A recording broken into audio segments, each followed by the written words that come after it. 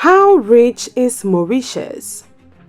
Hello explorers, welcome to another interesting video on how rich Mauritius is.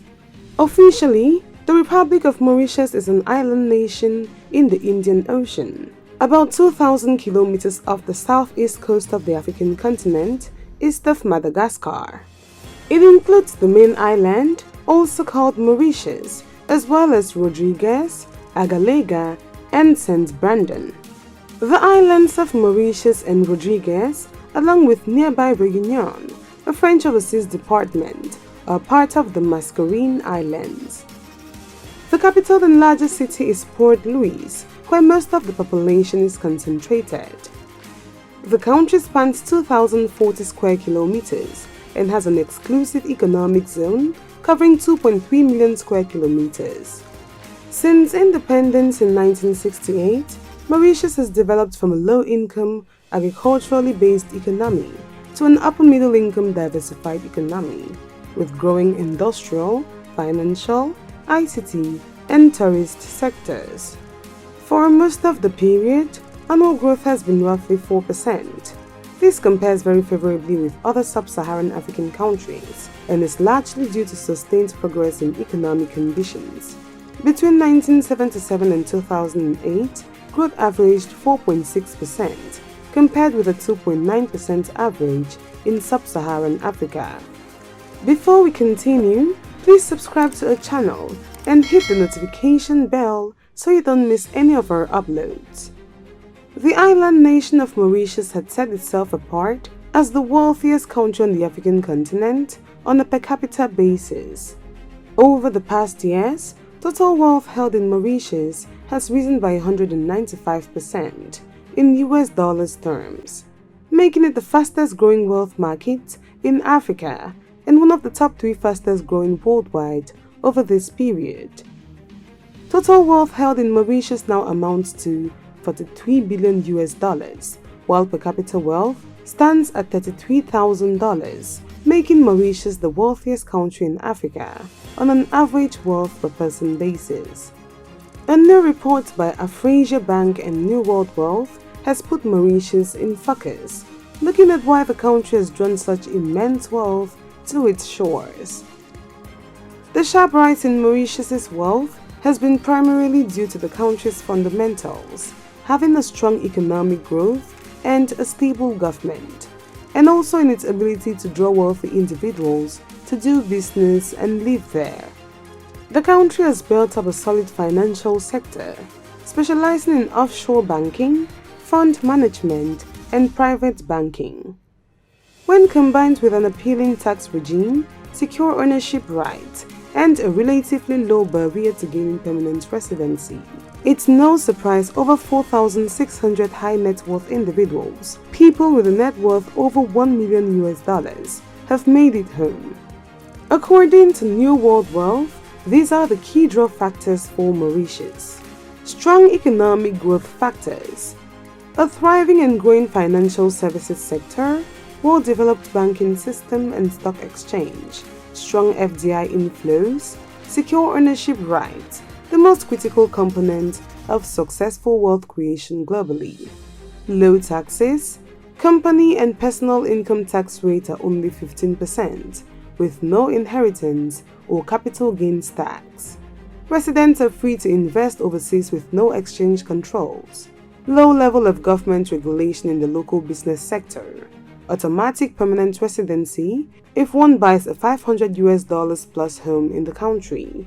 Ease of doing business in the country, low jobless rate and low inflation rate, developed free media, safety, deemed the safest country in Africa, good schooling system, rising commercial and residential property prices, and access to first-class food and produce. According to New World Wealth, Mauritius's policies are very similar to other thriving business destinations like Singapore, while its government intervention and ownership rights stand in contrast to places like South Africa and Zimbabwe. Its location also makes it an attractive destination to fit further into Africa. A 2017 study found that Mauritius was ranked as the most attractive destination in Africa for businesses and investors, a position that South Africa once held above it. Its economy. The economy of Mauritius is a mixed developing economy based on agriculture, exports, financial services, and tourism.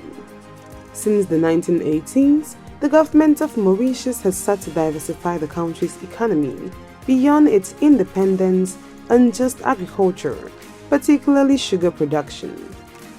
Policies for success.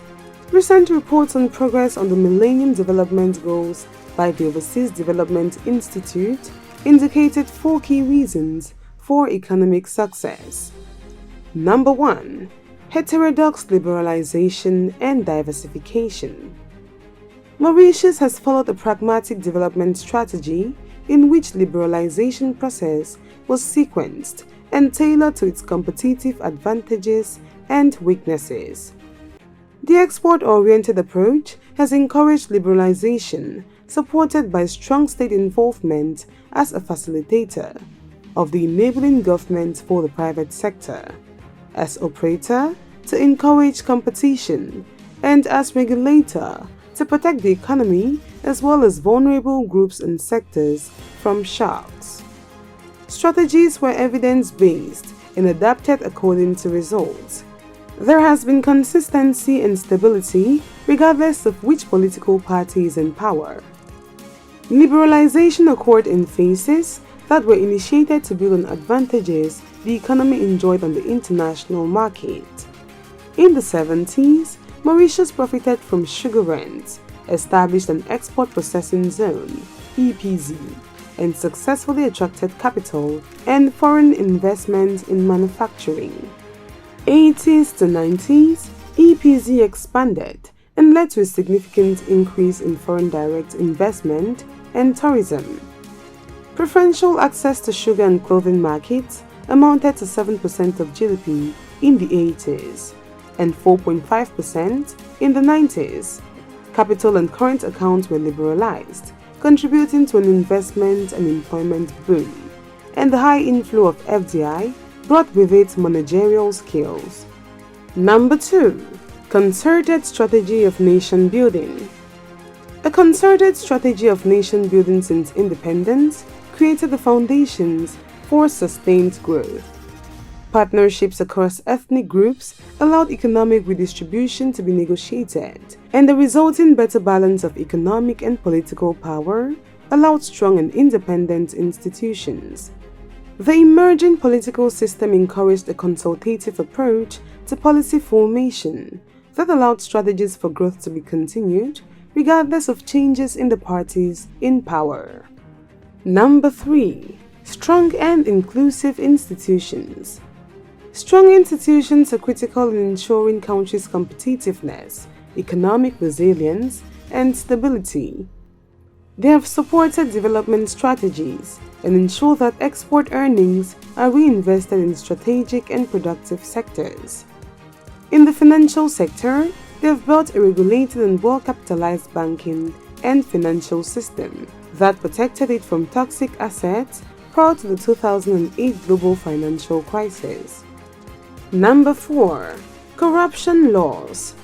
In 2002, the government adopted the Prevention of Corruption Act, which led to the setting up of an Independent Commission Against Corruption, ICAC, a few months later. The ICAC has the power to detect and investigate corruption and money laundering offenses, and can also confiscate the proceeds of corruption and money laundering. Corruption is not seen as an obstacle to foreign direct investment. Mauritius ranks for the 5th out of 168 countries in Transparency International's Corruption Perceptions Index for 2015. Mauritius is one of Africa's least corrupt countries. Number 5. High levels of equitable public investment. Mauritius has a strong human capital foundation developed through consistent and equitable investment in human development. This enabled Mauritius to exploit advantages, learn from expertise brought in through FDI, and maintain competitiveness in a fast-evolving international market. Education and health services are free and have been expanded in recent years in order to create further employment opportunities and ensuring inclusive growth.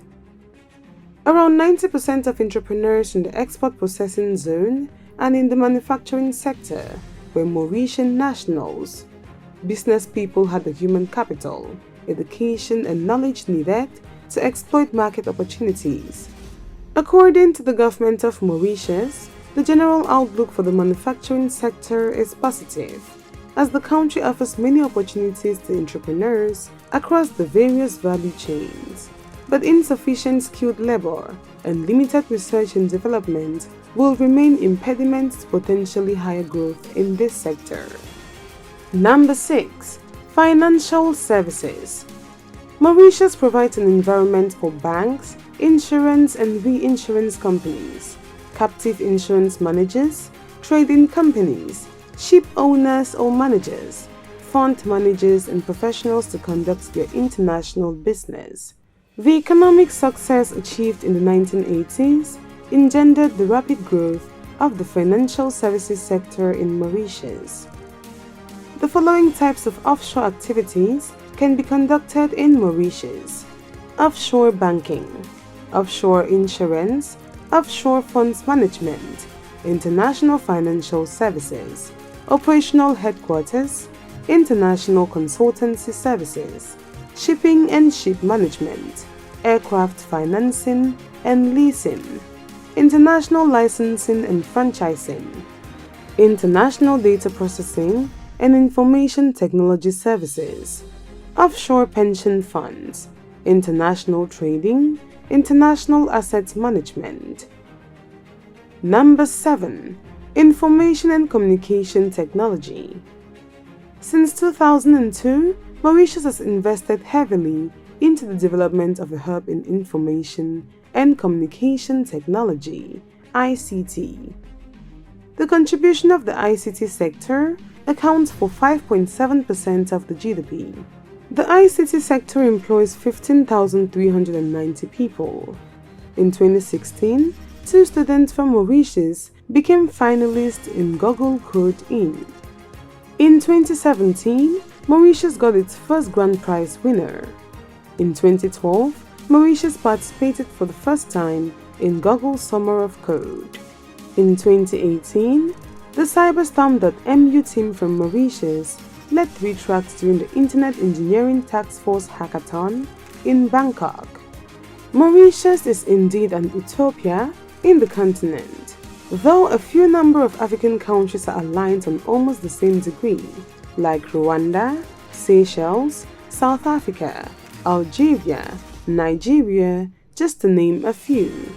But Africa is plagued with massive bribery and corruption, bottleneck, neocolonialism, bad leadership, etc., etc., which hinders the progress of the African continent, which is always rated the poorest continent on earth. Meanwhile, it's the richest of all. Thanks for watching this video. If you enjoyed it, give it a thumbs up and do not forget to subscribe and share with your friends.